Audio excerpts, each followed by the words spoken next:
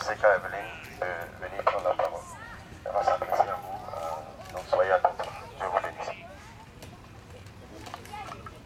Amen, amen. Soyez bénis. Des sportifs timides, hein? Non, c'est toi qui n'as pas parlé fort. C'est moi qui n'ai pas parlé fort. Alléluia. Effectivement, nous sommes ici pour un but. Nous sommes ici pour une vision. Canada pour Christ a l'air d'être un slogan, mais c'est une vision. C'est une vision qui a été communiquée à son serviteur, le pasteur Kouakou. Et l'objectif, c'est de gagner tout le Canada à Jésus. Amen. C'est de gagner le Canada à Jésus. C'est pour Jésus que nous sommes ici. C'est pour Jésus que nous vivons. Et ce matin, j'ai juste envie de vous parler de lui. Alléluia. Il y a 2000 ans, un homme est venu sur la terre. Alléluia. Un homme est venu, il a pris la forme d'un homme, mais ce n'était pas un homme. C'était plus qu'un homme. C'était un Dieu. C'était un prophète. Il était même au-delà d'un prophète, parce que certains l'ont retenu comme un prophète. Alléluia. Mais il y a des prophètes qui sont venus et dont les os sont encore dans les tombes. Mais celui dont je veux vous parler ce matin, vous pouvez aller vérifier. Il n'y a pas de reste de lui. Il n'y a aucune trace de lui. Alléluia. Les gens ont fait des recherches sur lui. Depuis 2000 ans, personne n'est capable de nous dire qui est véritablement cet homme. Cet homme est Dieu. Il a pris la forme d'un homme pour venir te sauver. Et ce matin, je veux que tu sois attentif avec moi. Je veux lire un texte biblique pour développer ce que je veux faire. Genèse chapitre 6. Genèse chapitre 6, à partir du verset 14. Donc c'est l'histoire de Noé. Je ne sais pas si quelqu'un connaît cette histoire. Quelqu'un a déjà entendu cette histoire? Ok, donc c'est l'histoire de Noé.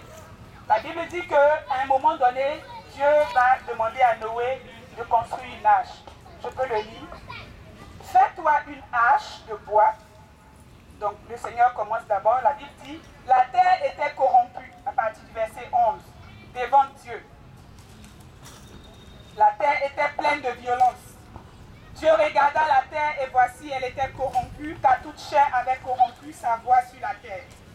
Alors Dieu dit à Noé, la fin de toute chair est arrêtée devant moi, car ils ont rempli la terre de violence. Je vais les détruire avec la terre. Fais-toi une hache de gopher. De tout ce qui vit de toute chair, tu feras entrer dans l'hache 2 de chaque espèce pour les conserver en vie avec toi. Des oiseaux selon leur espèce, du bétail selon son espèce, et de tous les reptiles de la terre selon leur espèce, 2 de chaque espèce viendront vers toi pour que tu leur conserves la vie. Bien-aimé, il y a un verbe qui a marqué mon attention dans ce texte. Dieu a parlé de conserver la vie. Amen. Les gens sont entrés, Noé a commencé à construire une hache. Au temps de Noé, la pluie n'était jamais tombée. Mais Dieu avait arrêté de détruire la terre parce que la violence était sur la terre. Et c'est ce que nous vivons aujourd'hui. La violence a rempli la terre. Les suicides. Alléluia. Il y a tellement de choses. Les dépressions, toutes sortes de choses que vous pouvez imaginer. La méchanceté.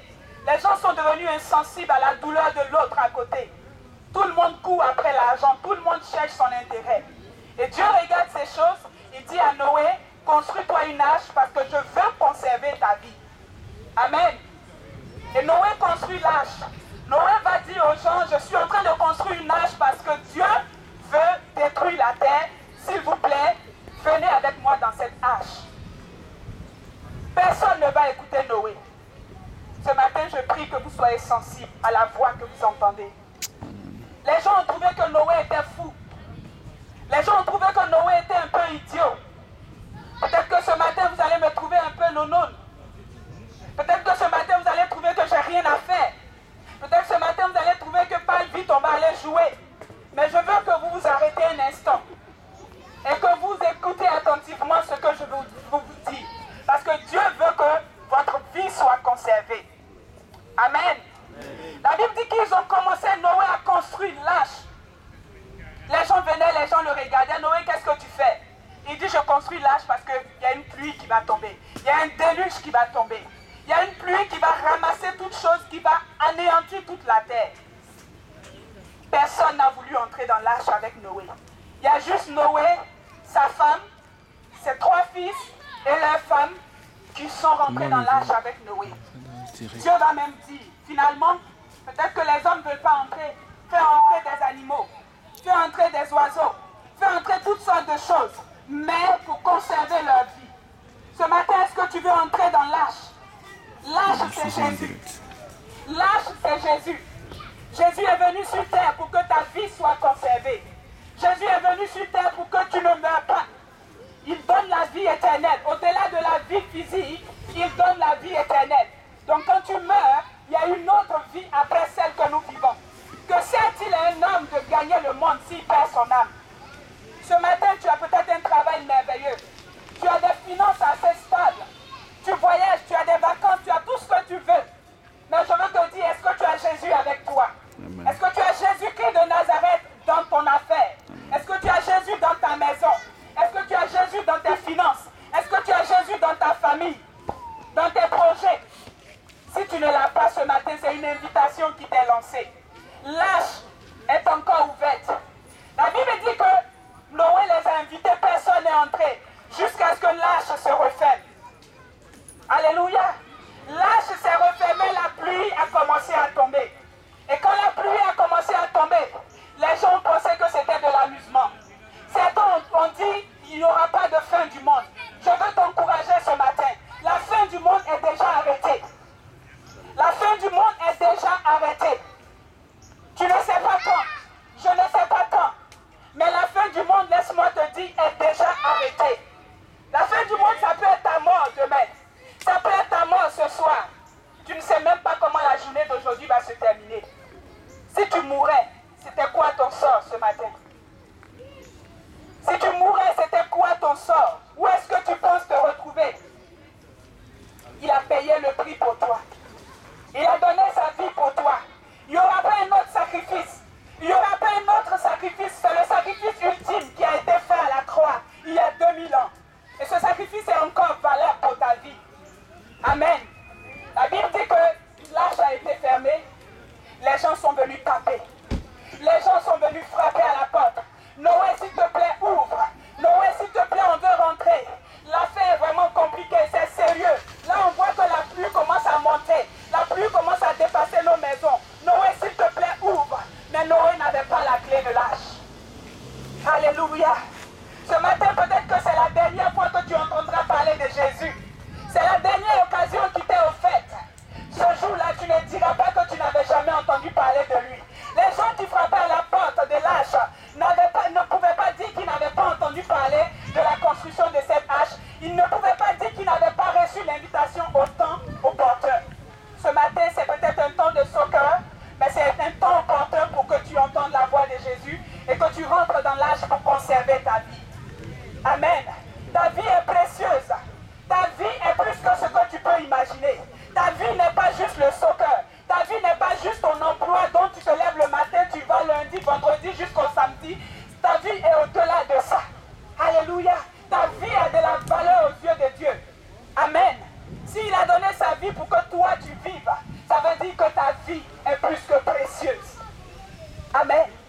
Et ce matin, je veux encourager quelqu'un. L'arche est encore ouverte.